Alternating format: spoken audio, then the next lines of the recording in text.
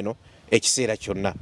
Bibuuzo bingi kati kyemmanyi buli omu byeyeebuuza, kisoboka tekisoboka, akikola atya, bingi nga nange bwe nasooka okubyebuuza apaka lwe nakkiriza nti ddala akisoboka.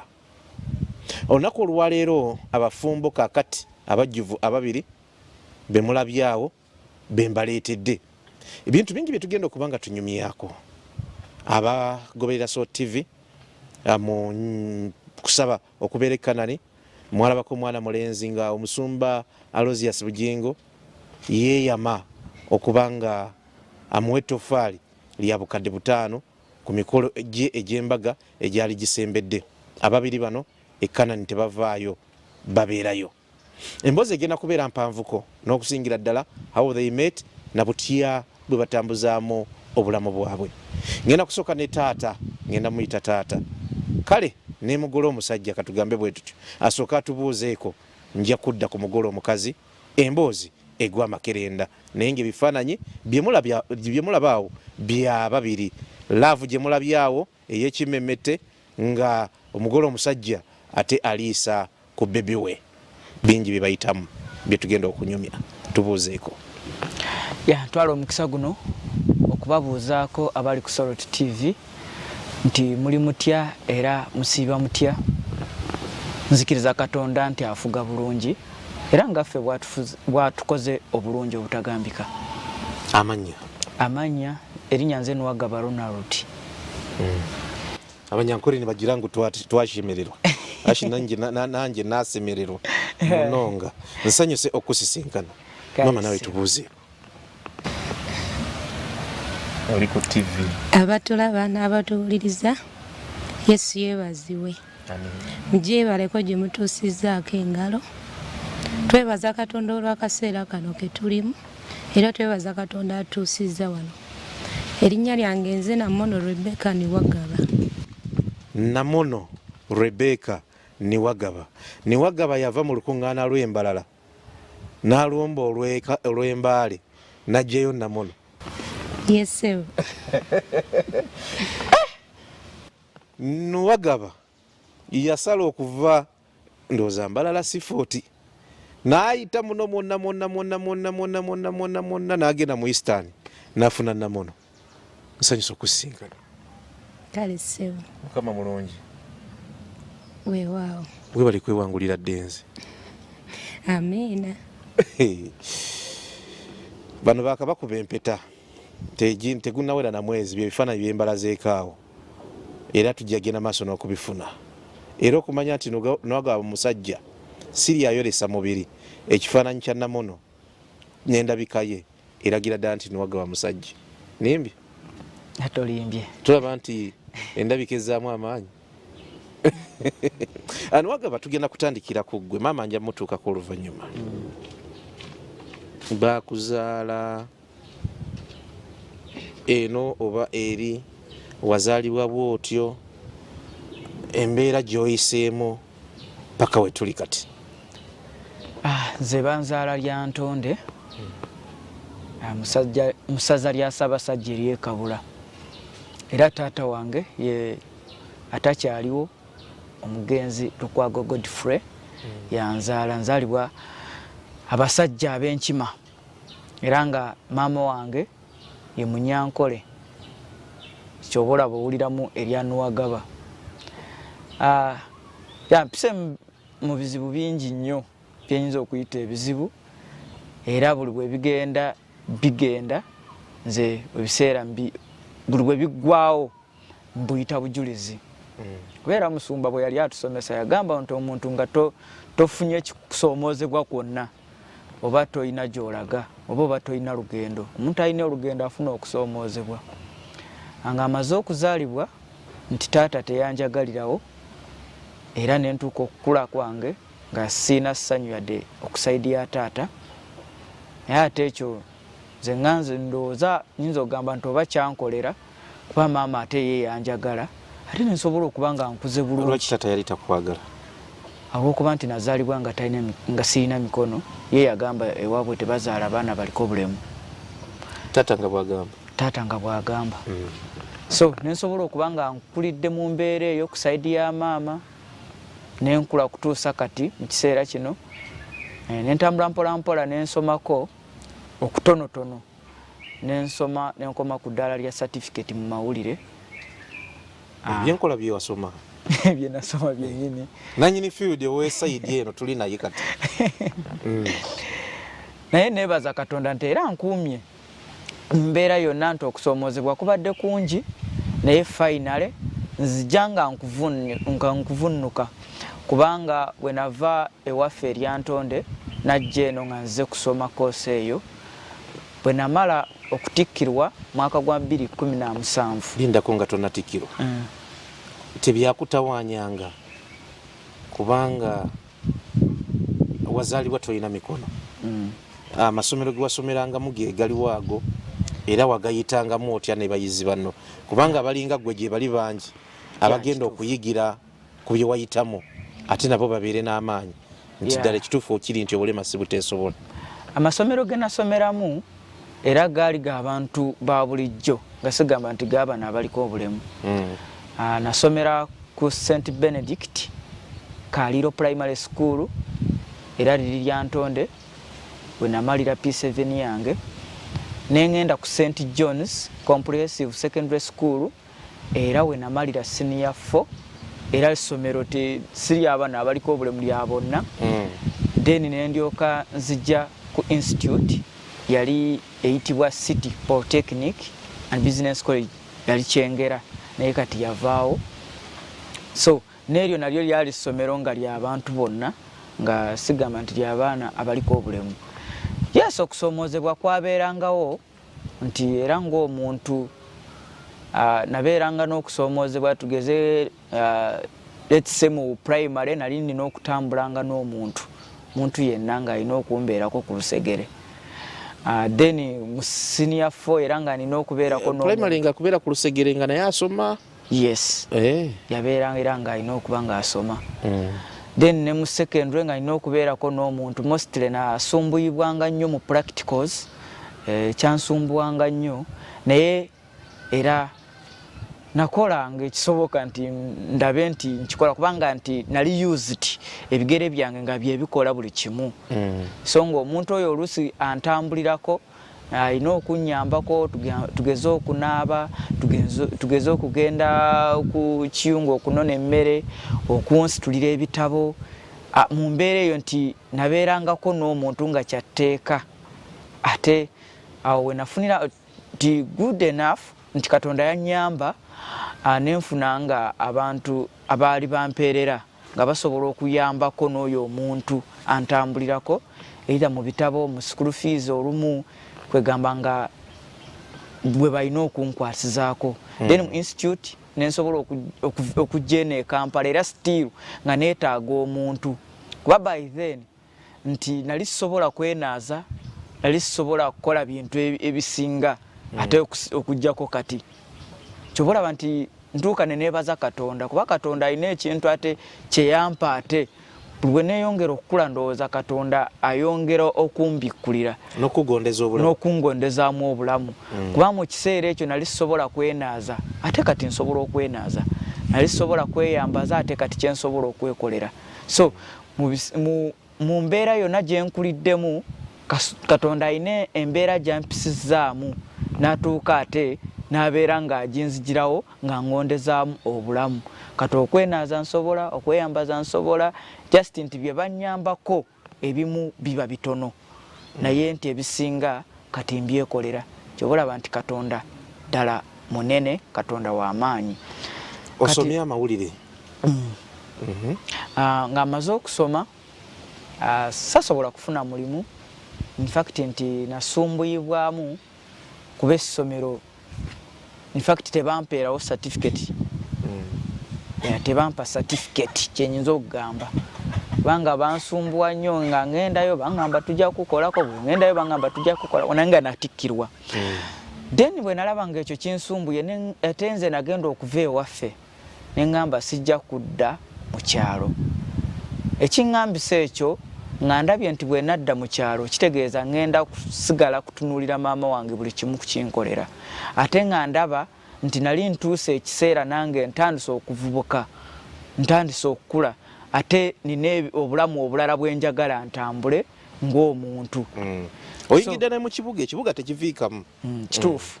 Kati nga ntuuse nga maliriza nga maliziddwa okutikkirwa eby'omulimu gwe nasoma biganye.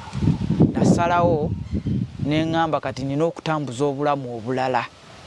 We nasisinkanira abaana abatambula mu bivvulu, bakola karaoke, bakomediani bwe batyo, kati nga ntambula nabo. Mostly nga ngenda ku stage kwe baba baperformingira abantu ne bampa kye bampadde nensobola okuba nga ntambuza obulamu. Gweka ku stage okolako ki? Ku stage nga mpita mu nnyimba ez'abalala. Oluusi nga abamu baagala kulaba butya bwenkola, either okuwandiika okukola ki. So nga byenkola bwe natambulira obwo obudde mu 2017 nengenda e Kenya, nemalayo ebbanga nenkomawo wano Uganda. Kenya nabyo era byokola? Era nga byenkola.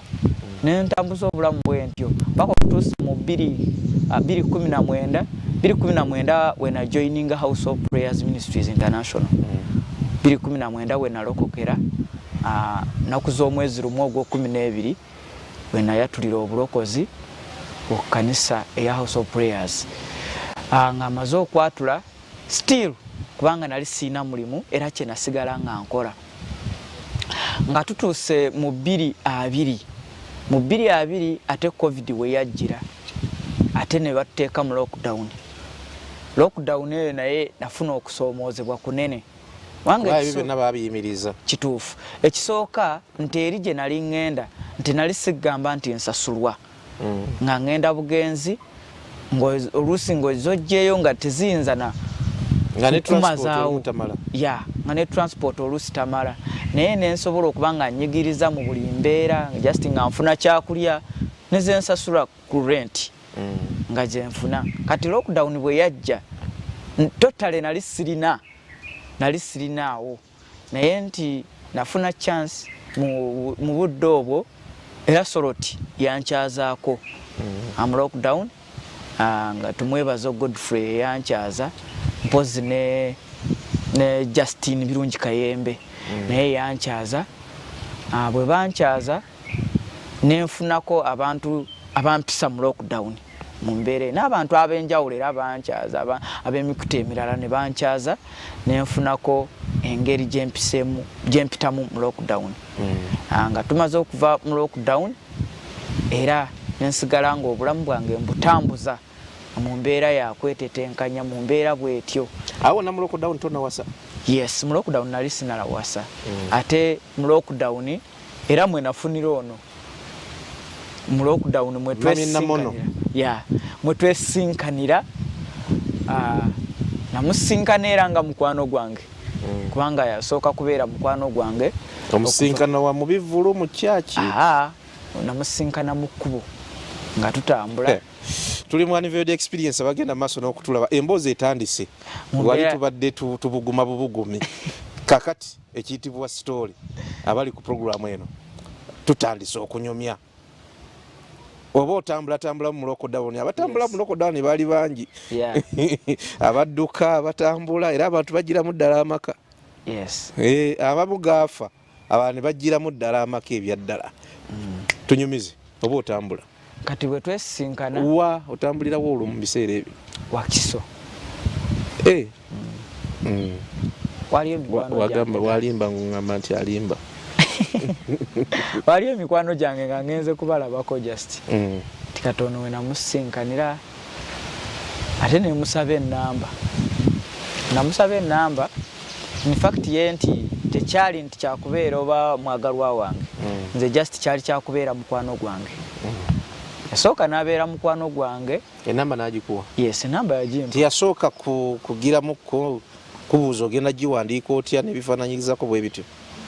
Kituufu naye ng'omuntu kuba kati jjukira nze yamu approaching. Olina essimu? Yes. Ye n'agimpa era nengisavinga netusigala nga tucommunicatinga. Sokolera katono. Akusaba ennamba. Wagijja mu nsawo ye onoogyeteramu wakola otya? tubuli bwe kyali neera nga mpa simu nenjimuteekeramu akusisinkana ye atambula gwe wali kuki ebiseera balina time nali nkyasoma nali kubaka wakiso gye nali mbeera kati weyansisinkana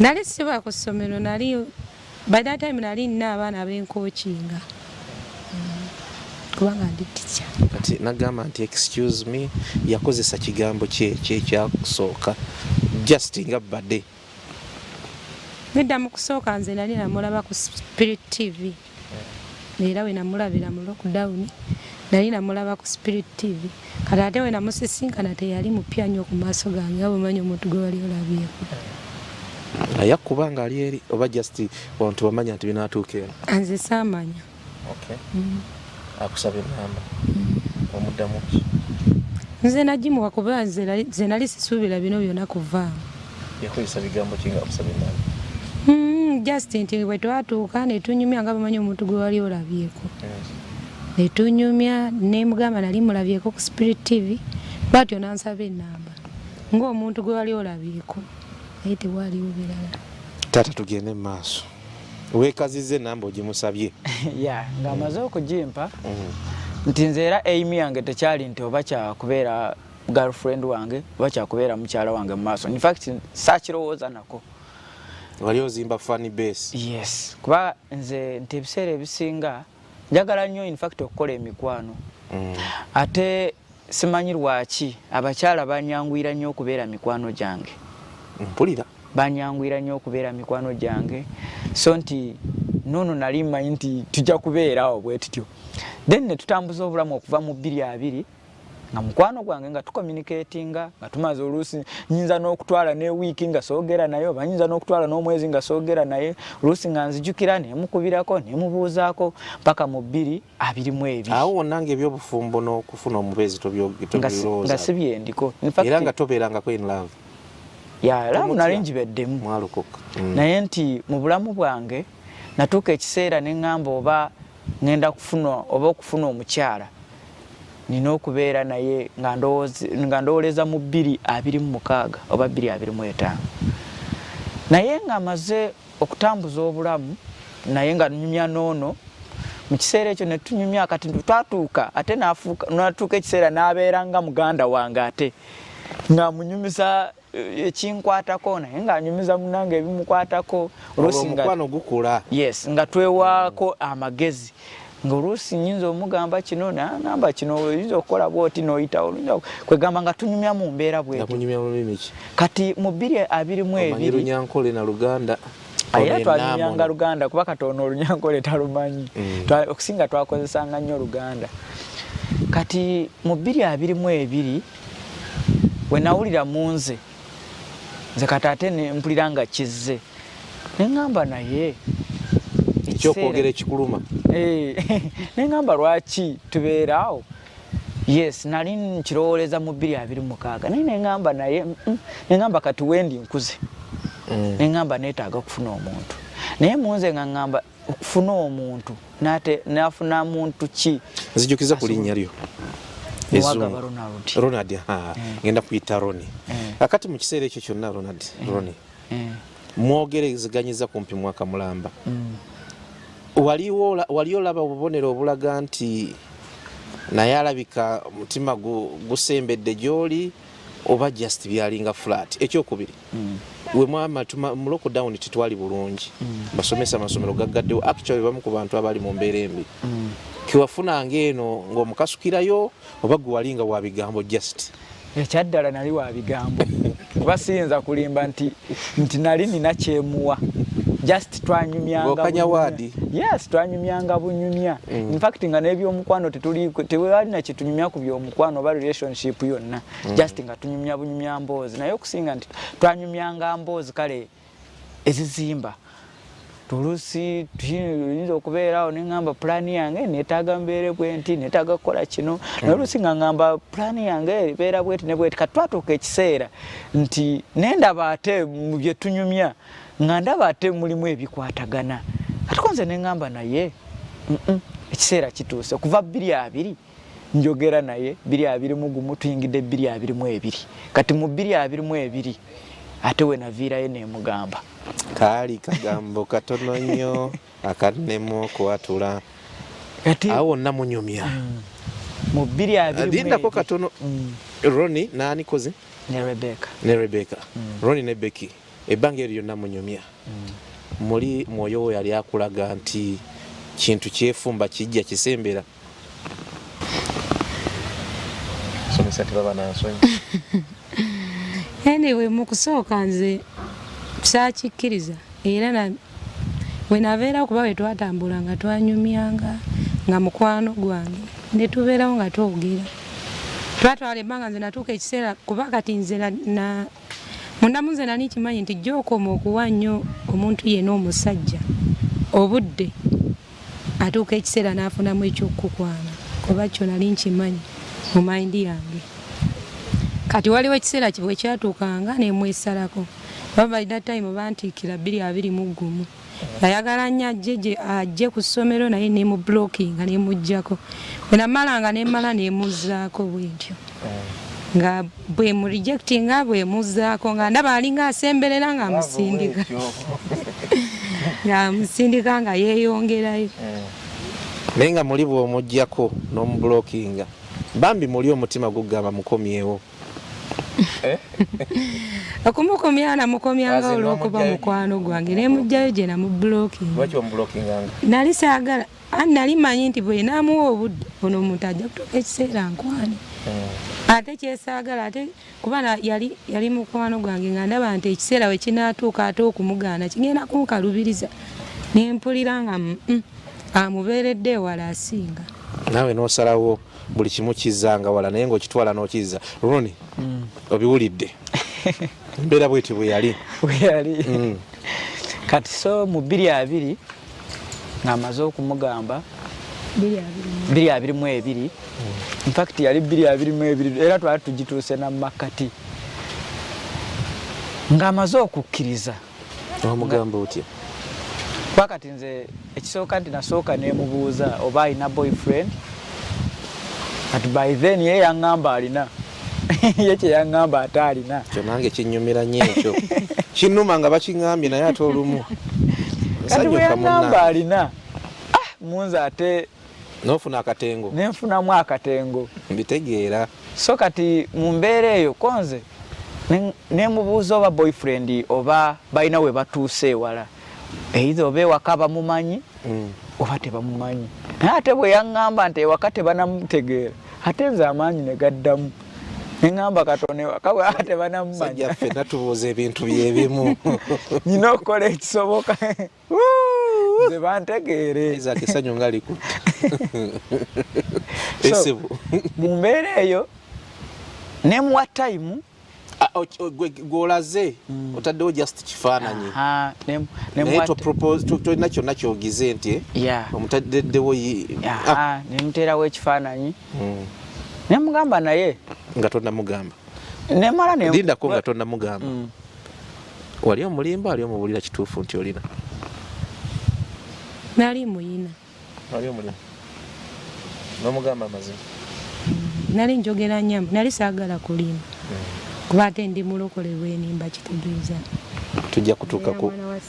tugenda kutuuka ku ngeri gye yasalawo okuwa Ronnie omutima abalala n'agoba tugende mu maaso so kati bwe natuuka bwe namulemerako ennyo ng'amaze okuŋŋamba nti alina nemuwa obudde nemugamba bonoolaba nga ali mu bino ng'akubuzaabuza nze wendi so nemuwa akaddeke ndowooza we yatuuka ekiseera neyeerowooza era bwe naddamu okumugamba nga nnemeddeko nnyo n'atuuka ekiseera n'akkiriza fakiti ng'amaze okukkiriza nze munze nasooka oba obutakikkiriza nga ngamba ayinza kuba akkiriza kuba mutadde nnyo ku puresha nasooka nganze obutakkiriza bakukkiriza naye ate nga naawe tokkiriza nti bakukkiriza natuuka ekiseera kuba omuntu akugambye nnina naye bw'olaba atuuse n'akkiriza obeereramu nakali n'ogamba oba nzikiriza lwakuba oba lwaki abasajja bwe tuti ebiseera ebimu bwe mutukkiriza ate nitugamba ate kati banzikiriza ate so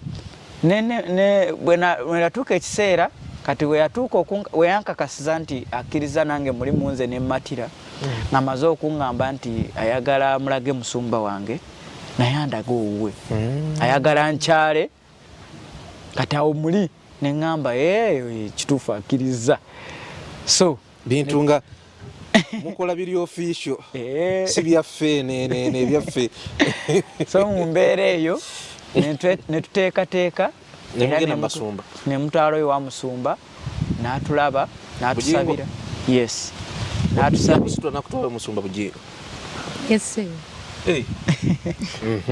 n'atusabira ng'amaze okutusabira ku kituuti oba wali watera okutuula ng'awumuddemu era twagenda ku gundi ku Soroti twamusanga ng'atudde na mmotoka so n'atusabira n'amala otusabira ne tukomawo naye n'ateekateeka era nange neŋŋendayo ewaabwe ewa Kiso gye yali asabira n'andaga musumba we era naye musumba we n'atusabira ne tuteekateeka okukyala simanyi anyway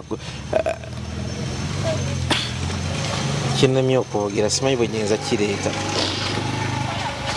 Mukama yakwanguyiza nnyo omulimu ffe abamu Mukama agutukaluubiririza simanyi lwaki sijja gamba mukyala naye Mukama ejjaffe emirimu egimu agikalubya nnyo nnyo ogenda okufuna omutima gw'omuntu nga weetisse ekibegabega kiriko omutwe guliko eno waliko buli kintu ekisobola okutikka oba okukwata kyetisse naye ndaba Mukama obwo omusajja ono Mukama yamwanguyiza nnyo omulimu ate yaguyisa mu ggwe kyali kikirwaki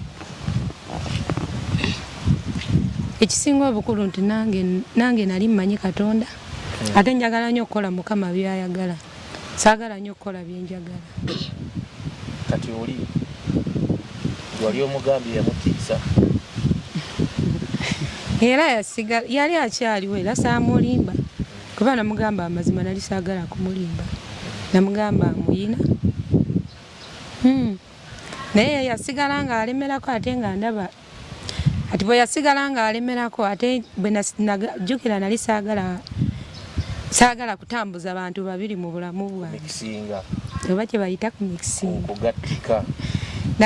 nali saagala kukikola era nzize nga ntambula nali njagala ntambule n'omuntu omu paka bwe tugusa olugendo Katonda we nagezaako okwogera naye nga ngezaako okwogera naye nga nalaba nga tetulina gye tugenda kweyongerayo awanene ate nga ndaba Mukama asongako ono nemuta namuta lumu nemuta nemusiibula nemugamba bweyongereyo n'obulamu teyali musomesa basomesa balemerako era Mukama yakuyamba teyali musomesa naye nakkiriza mu kusooka teyakkiriza yali amanyi mulimba naye nga nze mutima gwange nali maze okusalawo biki ebyakutengula ku Ronnie nogaa nti nze Becky gwe nsazeewo muli byowulira kuba kati tuli ku TV abantu batulaba abantu bayikuyigirako ebintu bingi ekisinga obukulu nze kyeŋŋamba nti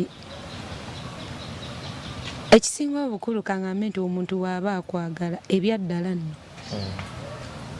ye muntu omutuufu nze kyendowooza oba kyekiri munda mu nze ate n'omuntu avudde eri Katonda nga si bino nti kaŋŋambe nti omuntu nga Katonda nga amukuleetedde nga ddala ye mutuufu nga lwe lubirizibwa ebintu ebisinga tebikaluba byangu muli tewafulamu nkenyera n'ogamba musajja gwentadde katugamba alina emikono Ronnie gwenjagadde talina mikono tunakikolamu tutya muli mu bulamu ekyo kyo muli nga laavu eze tewakiwulira namu kuba kati muli bafumbo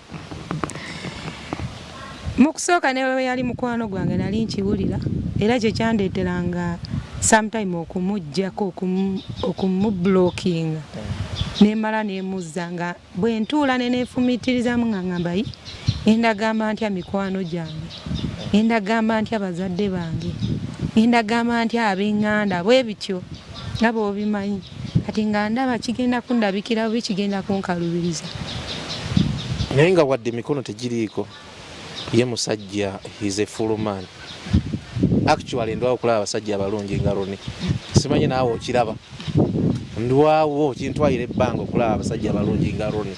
He is so handsome.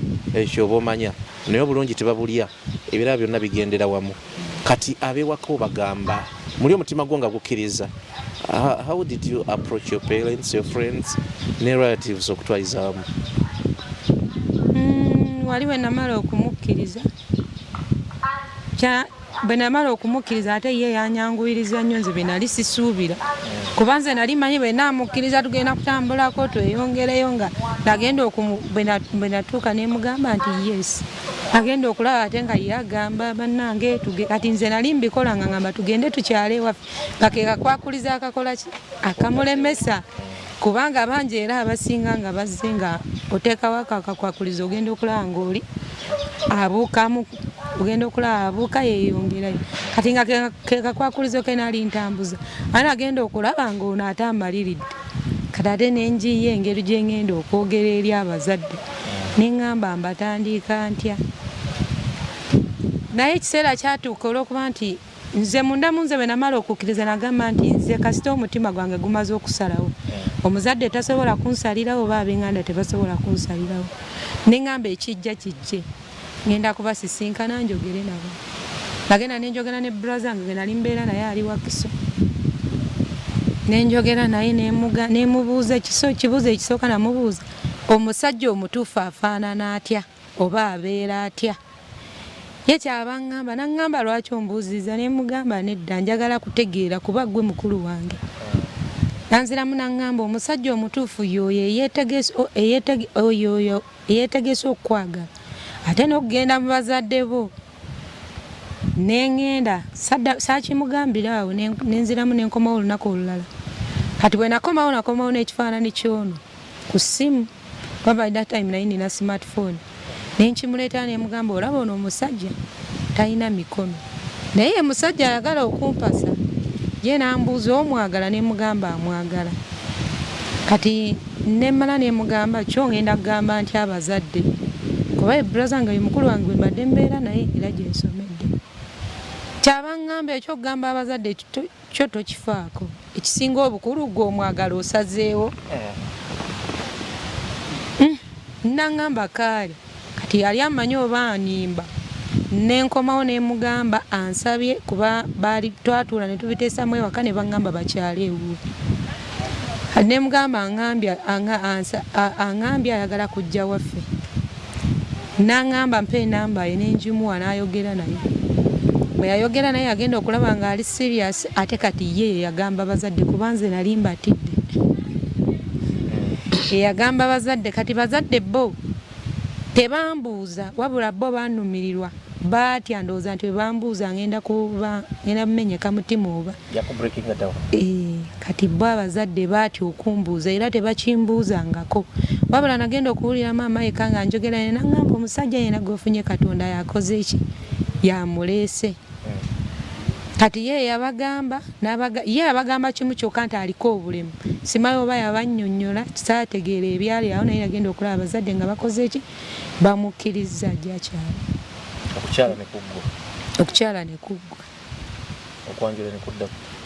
okwanjula ne kuddako naye okukyala we kwamala okuggwa kuba okwamala okuggwa ebigambo byatambula ne bidda mu kyalo kati byafectinganya abazadde kuba nagendayo gwali mwezi gwakubiri okubalabako naye nawulira maama nga munyiikaavu nnyo olw'abantu abamwogerera ku kitundu ab'enganda mbu omwana mu Kampala yonna gye yagenda abasajja yabulayo abasajja abalungi asazeewo okutuleetera omusajja atalina mikono abalala ne baŋŋamba ogenda kuzaala mu baana nga baliko obulemu tebagenda kubeera na mikono bambuuzanga ebibuuzo bingi naye nze ne ŋŋamba maama kati bwe nalaba nti bwe mbeera nnyo ne maama ewaka ngenda kuba amuleetera buli kaseera amaziga ku mutima kye nakola ne ntambula ne nkomawo nemuleka maama n'asigala taata ye yajjanga ng'alina obulumi nga babimugambye ng'ate abamugambye b'enganda be bamugambye nga bimuluma nga mpulira nga byayitamu saayagala nnyo kubabeerera kumpi neŋŋamba kankomewe ne Kampala. Olwo Ronnie mwali mutandise okubeera naye? Nedda nali nkyabeera wa. Emboozi gye tubatuusaako ye abafumba bakagattibwa ababiri mwalabye nga omusumba Buginga ababeererawo ku mbaga yaabwe yakwata obukadde 5 yabuwawa. Yes. Mwebajuliza abalamu betulina kakati owulira omukwano gwabwe. Nze ekyange nkiresimu how they met. Njagala mukkirize nti Mukama ng'aleese ekintu tewali kitasoboka. Ekisinga obukulu mu bulamu kubanga mulina omukwano. Kasita mubeera n'omukwano. Nze nafuuka student mu bantu bange mikwano gyange egimu njiga kati buyizi kuba nzikiriza nti okwagala gye kuli okwaddala. Era bwe ngamba nti nafuuka student benjogerako abo abeeyagala beemanyi mbawaako nnyo ebyokulabirako naye ate of recent nafunyeyo n'omulala ansomesa nti abantu baagala. Isaac kyagambiddwa kati naku zino ticha wange. Tuli mu Unveiled Experience bagenda maaso n'okutulaba. Ekwanjula kuwedde mumaliriza mutegeka mbaga. Bwe mwakyala tewajja kubeerako ne Roni? Nedda nasigala nga nkyali Wakiso. Era ng'okumabirira ekirokole. Bana ba Yesu nga bagumiikiriza. Isaac, sorry, Roni. Omala okussaamu kale okukyala. Tewayagala kusooka kugezesa ku byuma. Banjogedde bubi naye mbiseeko. Bwe nakyala ekisooka nti obudde bwe nawa bwali bumpi nga bunsobozesa nga manyi ekiseera kyonna kuba nakyala nga 17 ogw'Okumi-n'ebiri 2022 kati ate nga nsabye era nga 17 ogw'omukaaga nyanjulwe then 24 tukole embaga. Nga tolinamu ka speed governor odduka misinde miyitirivu. Nali mugumu then kati awo nga tumaze okukyala ebbaluwa ng'ekomyewo nga nzikiriziddwa ne tutandika ate entegeka ez'okwanjula. Awo n'okyagumye? Roni oli mulokole ne Rebecca mulokole twogere amazima. Kituufu nti twatuuka ne tubeera ffenna nga tutuuse mu biseera. In fact ndowooza gwali almost nga gwakusatu awo. Azini nga maze okwanjula? Kati tunaba kwanjula. Nga twali twavaayo okukyala. Kati awo mu gwokusatu awo we twabeererako ffenna kuba nti yatuuka n'avaayo Elijah yali abeera Wakiso ate ne tutandika okubeera ffenna. Kisooka nti obulamu kale bwo bwali nti buyinza okumukalubirira ennyo. Kisooka wali nti yali akola ng'asomesa. Ate yatuuka ekiseera emikolo nga gimuwambye eno bakuyita eno bakwetaaga eno bakwetaaga. Konze ne mugamba kisingako ekirungi kasita bammanyi ate ekyokubiri tugenda kwanjula leka tubeere ffenna. So ne tubeera ffenna okuvaawo mpaka we twatuuse ekiseera era ne tugenda ne twanjulwa. Okwanjula ne kuggwa nga 24 ne tukolera ddala embaga. So nti bwe bulamu embeera gye twatambuliramu. Kiri kibuuzo ekirala seetaaga kibuuza kubanga bwe muba mwakabeera mwenna sisobola kubuuza nti mulinayo omwana naye kyenatandise nakyo kyekyo nti maama mulaba maaso we gatunodde si wabi. Kituufu. Tegeeza Roni musajja mujjuvu si bwe kiri kyeyogerere. Weewaawo.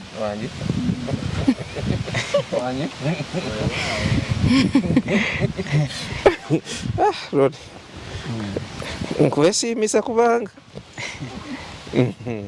mafuta weegali geego ge mugera maaso n'okulaba. Mikisa myereere. Okwanjula kuggwa. Kwanjula awo abantu abamu bagira mukono gaaka twetegeke tusimbuke tukole embaga. Nze ate nze munange ebyange byali byanjawulo kuba emikolo gyonna 3 gikoleddwa nga tewabaddeewo meeting ziri physical. Nti nga bwolaba nti abantu batuula nti oba omuntu alina mikwano gye gitudde mutegeka. Emikolo gwange tegubaddeeko chairman. Kitegeeza olina emikwano mingi. wajja buzibu ku kituuti omusumba amafuta ne gamuyitamu aga butaano genda nabo nga musumba era nga bwe yakola nti maybe kyenyinza okugamba nti ezandibadde nga meeting nti twatuulanga nnyo ku TikTok. Saabeera nnyo n'abantu bansupportinga ku ground naye nti abantu abasinga babeeranga nnyo nga bali ku TikTok. Oli serebu erudde eyo? So nti yembeera gye ntambuliddemu kubanga nze natuuka n'ekiseera nti n'abantu ab'omu nnyumba tebansupportinga. Nga bw'ogamba nti munange abeeka oba bagambye nti Kwanjula baakusaba kino katukikole. Lwaki? Tutegeke kino. Abasinga era bwe nagenda okuddamu okuwulira nti abasinga bagamba nti emikolo egyange engeri gye ndi Kampala gigenda kukolebwa Pulezidenti Museveni. Naye ate neebaza Katonda kubanga era gyakoleddwa Pulezidenti w'eggulu n'ensi. Pulezidenti wa ffenna eyakoze emikolo gyange kubanga gyadde si myangu. Gyabadde si myangu ab'omu nnyumba bakulwanyisa butuufu bwe wandibadde ogamba nti kanzirukiremu. Naye kakati gwe neewuunyamuko katono. Oba oliawo Beki bw'akyogera nnyinza okukkiriza. Naye ate gwe lwaki? Munange simanyi kuba kati bo ba ewaka navaayo mu 2015 bwe navaayo waka. Naye okuva 2015 nti oluusi naddangayo buzzi nga ngenze nga kukyala nimalayo ennaku 2 nenkomawo. Kati bo kale bo nga bo balowooza nti oba eno gyendi nti nina emirimu nti in fact bo bagamba nti Museveni yampa office nina office gye nkolamu. Bo bwe bagamba. Kati natuuka ekiseera era nga bw'okola budget y'embaga nenkola budgets nengenda mu kyalo. Era nga bw'omanyi nti gye wakulira n'abantu ab'omu famire nembatwalira budget nembatwalira ne cards bagamba bannange ngenda kukola embaga ngenda kukola okwanjula wamu n'embaga kubanga kuba okukyala kwo kwali kwaggwa okukyala kwo nakwekolera nga nzenzeko omuntu omu. Kati bwe nabanyonnyola ne bandaga nti yes bagenda kuyimirira nange abeeyama ne beeyama neninya nenvaayo nendekawo n'akakiiko kaleke kasigale nga katambuza emirimu egyo. Naye nga bw'okuba essimu bakugamba ate simanya tebazze ate ogenda okuwulira omuntu ow'ewaka yekka akukubira ffe tetujja kusobola kujja kukwanjula ate sente zaaganye ogenda okuwulira omuntu ow'ewaka tuweereze bbaasi etuleete. In fact abamu baatuuka n'okunkubira ne baŋŋamba tuweereze ennyonyi kubanga Katonga yaguddemu. Ne mbagamba bannange nze ennyonyi ngiweereze mmwe be neetaagako obuyambi ate munsaba nze mpeereze ennyonyi mulina sente zigisasula. Awo ne balaba nti bo muli oba bakitwala nti ŋŋaanye bugaanyi kubanga bo mu bo baali balowooza nti office ya Pulezidenti nze gye nkolamu. Kati bo ne batuuka ekiseera ne bagamba nti nze Pulezidenti Museveni yagenda okukola omukolo gwange era bo bagamba ne gye ŋŋenda nti okukolera omukolo ŋŋenda mu State House. Naye nga ku mukolo gwo nga ogukola oba ku mikolo ebiri naddala egyo ebiri eminene waliyoko abajja? Era bajja ku mbaga naye bajja nga bo naye nti omuntu okukwatirako ekyaddala tebankwatirako kubanga ekinene nnyo. Kasita obwakabaka bwa Katonda bwakuwa bakukwatirako tomanya nabo tebayinza okuba tebaali bulungi. Kyo kituufu kuba natuuka era ne mbasonyiwa naye nti lwakuba nti ate baatuuka ate ne bateekamu obujja bungi.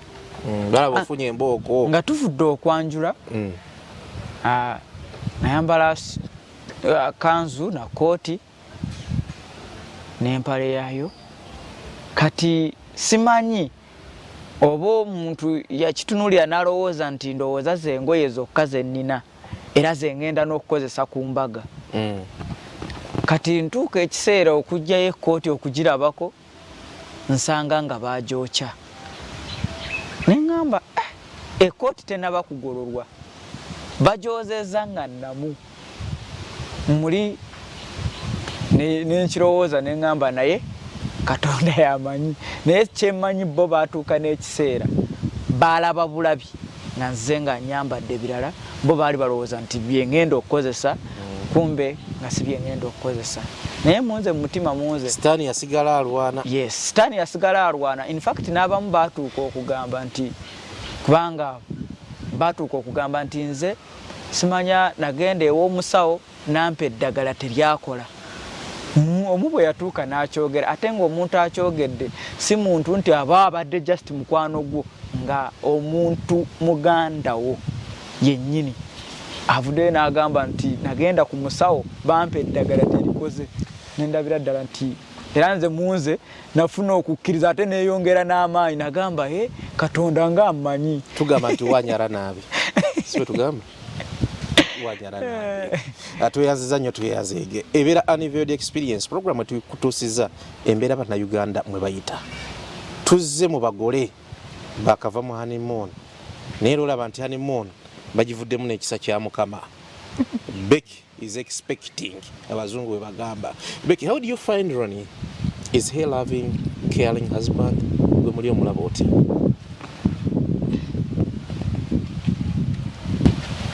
Ebyaddala alina omukwano ate ogwa ddala banyumize bakazi banno kati bakulaba omukwano gwalina ogwa namaddala. Kuba mu bulamu tuzze tutambula kaŋŋamye nti mu bulamu tutambula n'osisinkana abantu ab'enjawulo kyemanyi nti naye yagenda okunsanga nga nina bentambuddeko nabo naye nti jjukira nti nakompe yalinga nendaba nti ye ng'omuntu alina okwagala naye okwagala kuba mu mutima tekuba ku physical appearance nze kyemanyi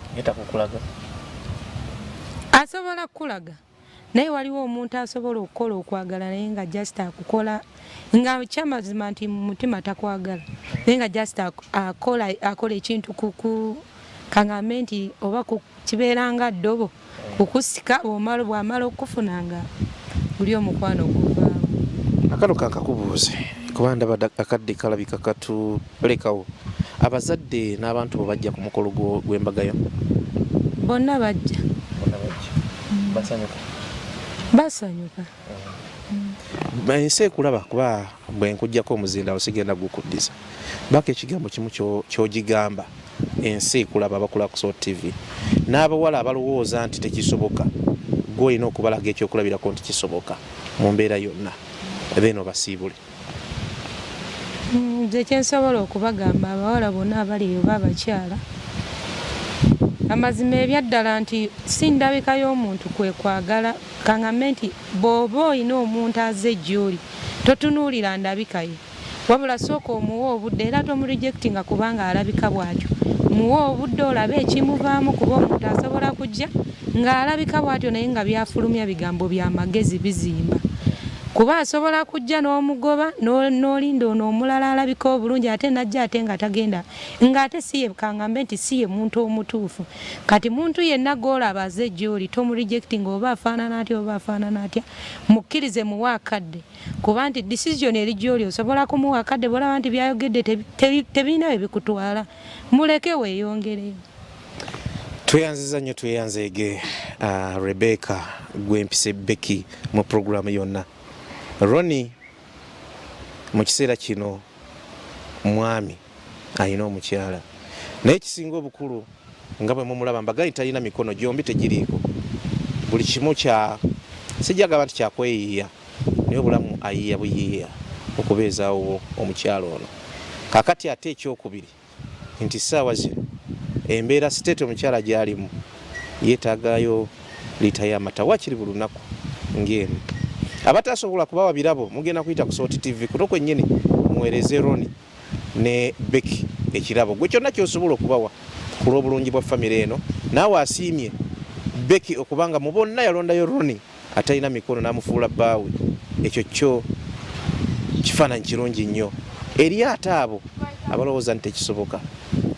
Ronnie sigenda kukkiriza kwogera kyogenda okwogera kiri eki bannayuganda ng'oyita ku mukutu guno nga Salt TV bawe namba yo eri ku mobile money oba enamba zo eziri ku mobile money naye wabaawo amata ge bakuweereza oli musajja mulokole weba ebikopo 2 byonna tubinywa wekka biki muweeka ekikopo era nze kisinga obukulu nsooka na kimu kya 10 kyensookera ddala mu bulamu bwange era kyekisooka so enamba zange esooka eri eya Airtel 074 22 78 075 then MTN eri 07 62 10 wasembayo 10 zonna ziri mu mannya ga mukyala na Mono Rebecca. Yeah.